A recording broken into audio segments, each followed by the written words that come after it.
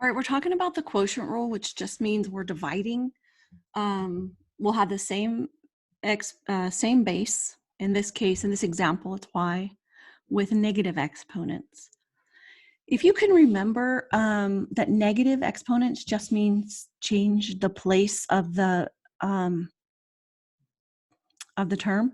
So y to the negative 6 over y to the negative 7.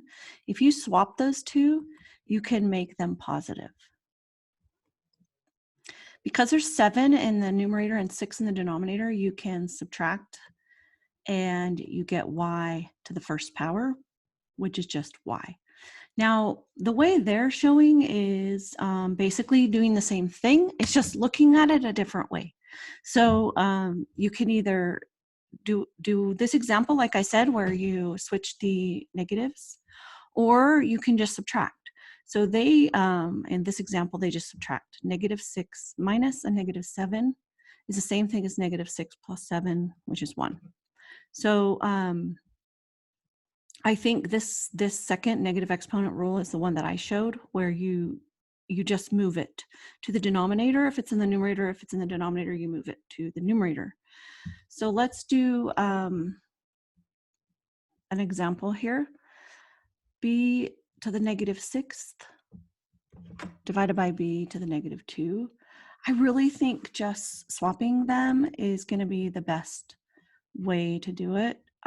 Again, you can just do the subtraction if you want, but if you bring the b squared to the top and b to the 6th in the denominator, it might be a little bit easier to see. So these two are equal. So this actually equals each other. So when you have the negative sign, it just means reciprocal. So we did the reciprocal. So we have b times b divided by b times b times b times b times b times b. We can cancel two of them. This goes to 1, and we're left with 1 times 1 times b times b times b times b, so b to the 4th. So we have 1 over b to the 4th. So we're going to write our answer as a fraction, 1 over b to the 4th. Now, if you did the subtraction like they said, b to the 2 minus 6, you get b to the negative 4, which to change it positive, you have to put it in the denominator.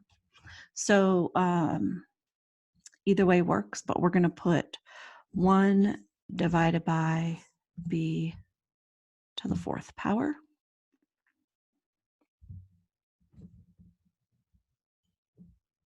And we'll do one more. So we have y to the 5th. That's already positive. And y to the negative 9th is in the denominator. So we just need to move that up and make it positive. So it becomes y to the 5th times y to the 9th. When you move it up, this then goes to 1. So it will go to 1. Now we add the exponents, because when you're multiplying and you have the same base, you can just add the exponents. So it's equal to y to the 14th. And